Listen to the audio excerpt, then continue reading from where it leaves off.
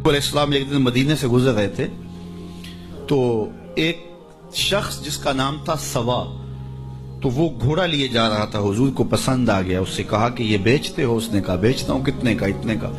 कहा कि रुको मैं इसकी कीमत लेके आया और तुम्हें देता हूँ। किसी ने उसको रुके हुए देखा तो पूछा यहाँ क्यों खड़े हो?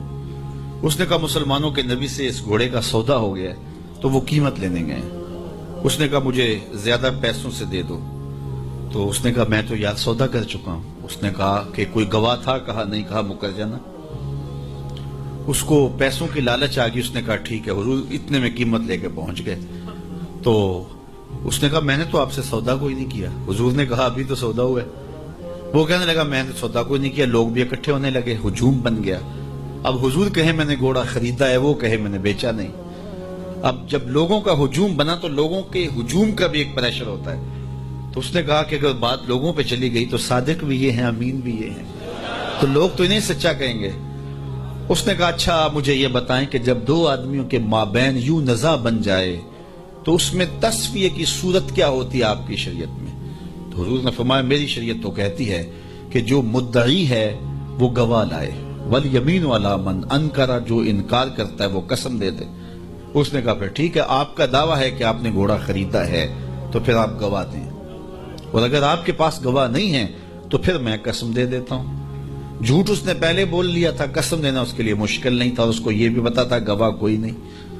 तो उसने कहा जनाब आप गवाह पेश कर दें तो मैं घोड़ा दे देता हूं जिस कीमत पे आप बता रहे हैं, और अगर आपके पास गवाह नहीं है तो फिर मैं कसम दे देता हूं। अब भरी बज़म थी, लोगों का हुजूम था, और उसने एक ऐसी बात की।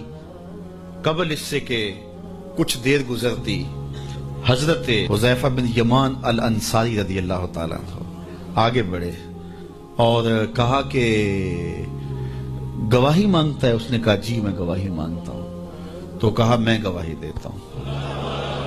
जितने में हुजूर ने बताया इतने में सौदा हुआ है और हुजूर ने घोड़ा खरीदा है। उसने कहा जी ठीक है मेरा मुतालबा पूरा हो गया, गवाही चाहिए थी, दरकार थी, गवाही मिल गई।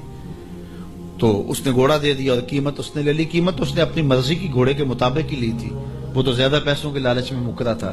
तो खैर उसको रास्ता निकलने का मिल गया। लोग हटने लगे तो हुजूर ने हजरत हुज़ैफा रज़ियल्लाहु ताला अन्हु को इशारे से करीब किया और कहा कि तुमने गवाही दी, तुम तो मौके पे मौजूद ही नहीं थे, तो तुमने गवाही कैसे दी?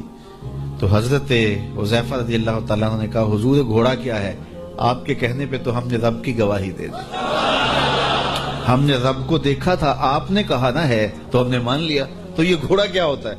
तो हुजूर ने हजरत हुज़ैफा का हाथ पकड़ के फजा में बुलंद किया और लोगों को कहा जाने वालों रुक जाओ। लोग ठहर गए। कहा किसी अदालत कचहरी में गवाह की जरूरत हो तो मेरी शरीयत दो गवाह मांगती है, लेकिन जहां मेरा खुज़ैमा होगा, हाँ हुज़ैफा नहीं, खुज़ैमा बिन साबित अंसारी रज़ियल्लाहु, जहां मेरा खुज़ैमा होगा वहां एक ही गवाही दो के कायम मुकाम होगा। फैज पहुंचा ए रिजा अहमद पाक का, वरना हम क्या जानते खुदा कौन है।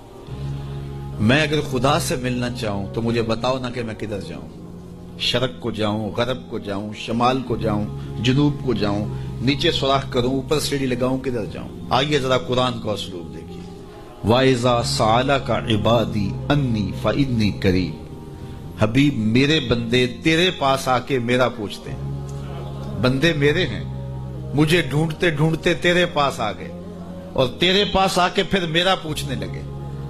फ़इन्नी करीब, उन आने वालों को बतला दीजिए कि मैं दूर नहीं हूं, नेड़े ही हूं। फा ताकीबिया के बाद उलमाए तफसीर ने लिखा कि कुल मुकद्दर है, यहां कुल मानना पड़ेगा। फ़इन्नी करीब ए फ़कुल इन्नी करीब, उनको कह दीजिए कि वो दूर नहीं, आगे हो तो मिल जाएगा।